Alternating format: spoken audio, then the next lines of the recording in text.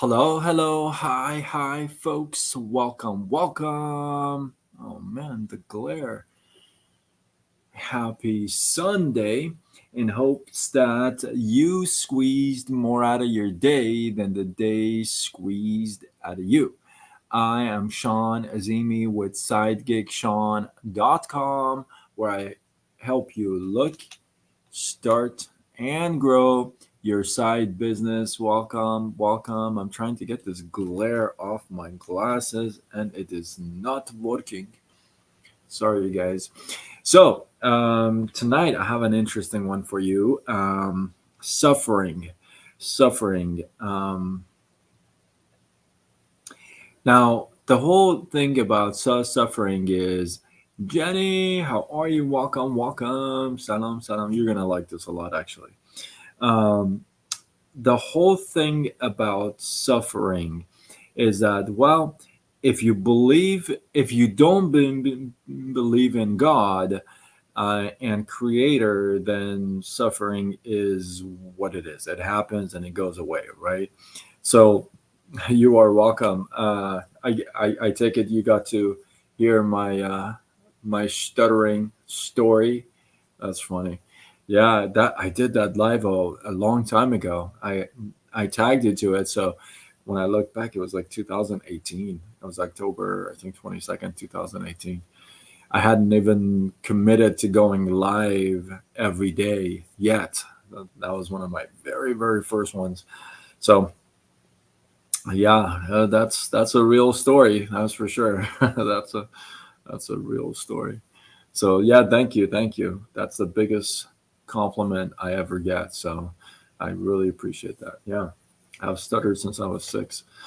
So tonight about suffering, and so if you don't believe in God or Creator, then it's probably easier to deal with suffering. You're like, whatever, it just happens, and it goes away. I guess.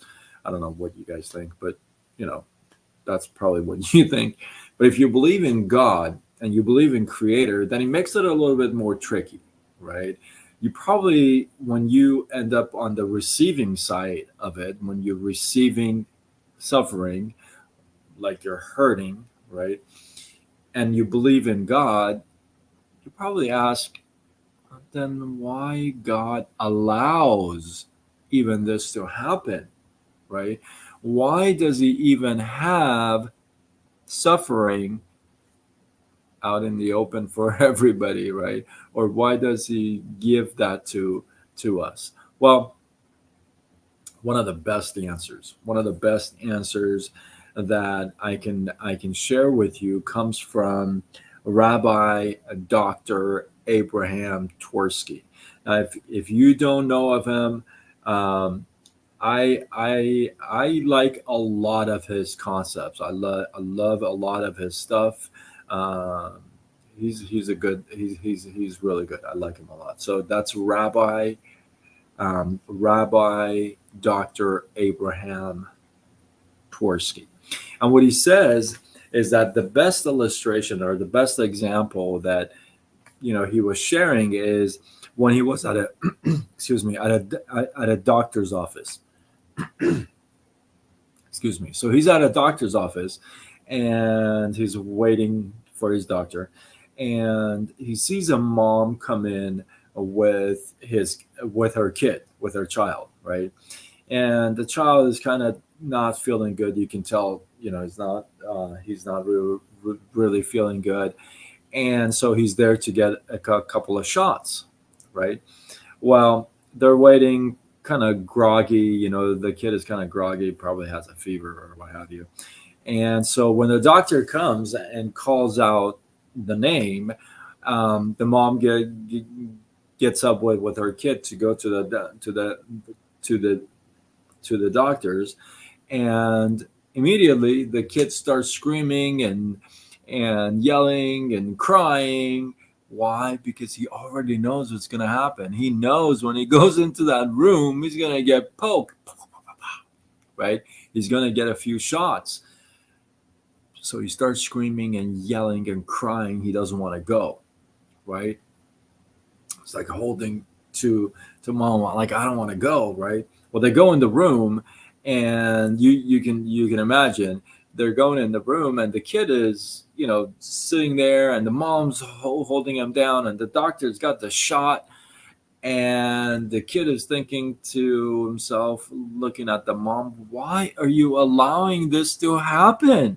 You already know this guy's gonna shoot me. This is gonna poke me a few times with a needle.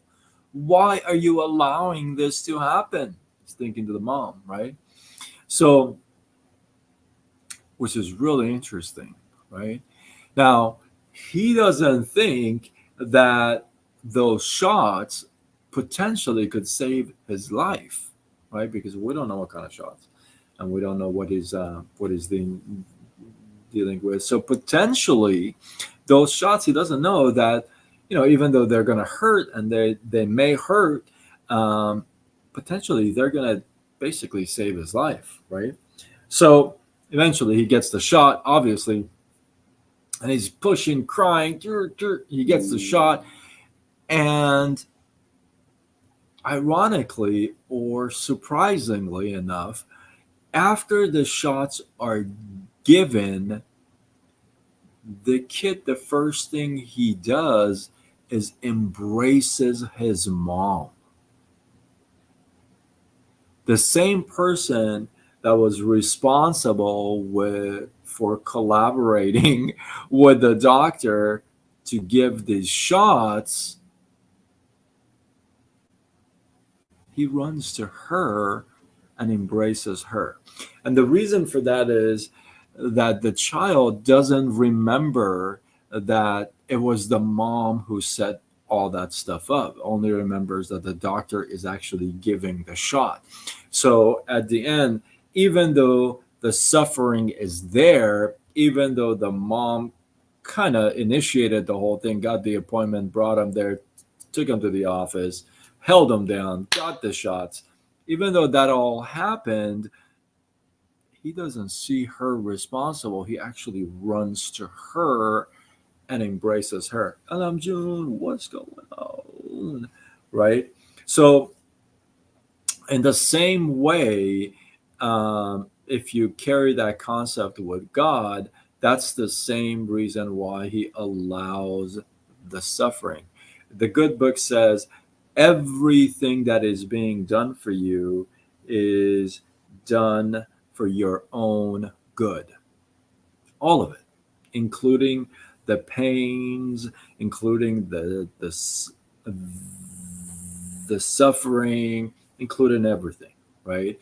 So it's all done for your own good. So why does God allow it? Well, same way that a mom allows the doctor to give shots to her baby, right? Sometimes those are the situations where not only we grow from, but we learn from, but it's also necessary for us to actually go through that pain, go through that dark time, go through that suffering. I can tell you this: if I had not gone through what I had gone through the first time around, I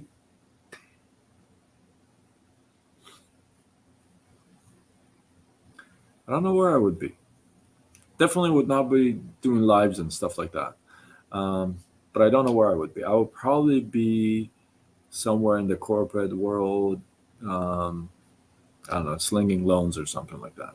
You know, but I wouldn't be here. So